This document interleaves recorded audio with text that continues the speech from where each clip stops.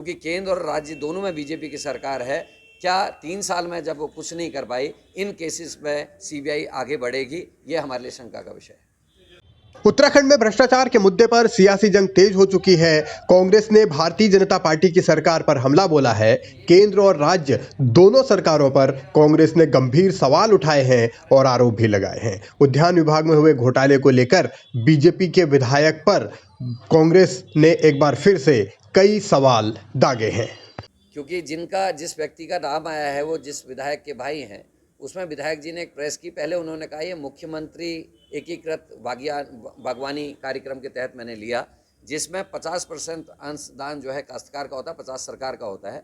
लेकिन जब ये प्रश्न किया गया कि भाई उसमें भी जो अंशदान 6 लाख रुपए के लगभग होना चाहिए था, 2402 पेड़ हैं, 465 रुपये एक पेड़ रूट स्टॉक की कीमत है, उस हिसाब से 12 लाख के आसपास से आता है, तो 6 लाख रुपए जमा क्यों नहीं किए? अब मैंने सुना कि एक नया बयान आया है कि नहीं हमने फ्री वाली योजना में इसको लिया है, लेकिन उसमें सूचना के अधिकार में क्योंकि पहले निकाला था इसलिए उन्होंने अपना बयान बदला।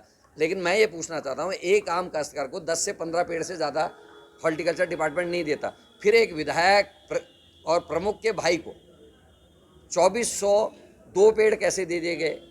कांग्रेस का आरोप यही है कि क्यों आखिर इतनी मेहरबानी की गई। आरोप इस बात को लेकर भी लगाए जा रहे हैं कि जब सब कुछ नियमों के खिलाफ था तो फिर कैसे एक विधायक के लिए या उनके परिजनों के लिए नियम बदल दिए गए। और इस मामले में क्योंकि रानीखेत के विधायक प्रमोद ननवाल पहले भी कह चुके हैं कि उन पर लगाए जा रहे आरोप बेबुनियाद हैं, लेकिन अलग अलग मौक़ों पर अलग अलग बयानों को लेकर भी अब सवाल उठ रहे हैं और इन सवालों के सहारे ही सियासत हो रही है। साथ ही सीबीआई को लेकर भी सवाल है।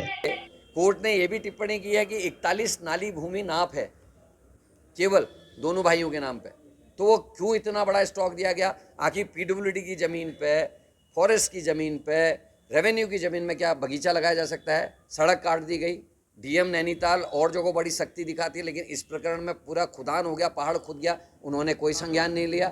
पूरी तारबाड़ हो गई सरकारी ज़मीन की, कोई संज्ञान नहीं लिया। ऐसा क्या था? किसका दबाव था? ये तो डीएम साहब को भी खुलासा करना चाहिए कि किसके दबाव में उन्होंने विधायक और विधायक के भाई पे कार्रवाई नहीं की। विधायक जी ने बयान दिया है कि साहब ये समूह है काश्तकारों ने, क्या समूह भी केवल जो गांव पंचायत की ज़मीन हो उसमें कर सकती है, कोई समूह काश्तकार समूह रेवेन्यू की, पीडब्ल्यूडी की और फॉरेस्ट की ज़मीन में काश्तकारी या बगीचा नहीं लगा सकता बिना इजाज़त के। तो ये कैसे हुआ? ये सब आने वाले समय में जांच में पाया जाएगा। लेकिन शंका इस बात की है क्योंकि केंद्र में भी बीजेपी की सरकार है, राज्य में भी बीजेपी की सरकार है, मंत्री ने आमरण अनशन के बाद इसमें जांच नहीं करी, कोई कार्रवाई नहीं करी, काश्तकारों के आंदोलन के बाद नहीं करी। अब सीबीआई जांच के आदेश कोर्ट ने दिए हैं, तो मुझे अभी भी शंका है कि सीबीआई भी इसमें 2 कदम आगे बढ़ पाएगी। अलग अलग घोटालों में हाईकोर्ट के आदेश के बाद सीबीआई की जांच हो रही है। अब इस बात को लेकर भी सवाल विपक्ष उठा रहा है कि आखिर जब डबल इंजन की सरकार है तो फिर सीबीआई जांच सही कैसे कर सकती है। लेकिन ये भी मसला है कि आरोप जिस तरीके से लगे हैं उसके बाद सफाई भी आई है और आगे संग्राम भी हो रहा है। इतना तय है कि इस मुद्दे पर सियासत आगे भी जारी रहेगी।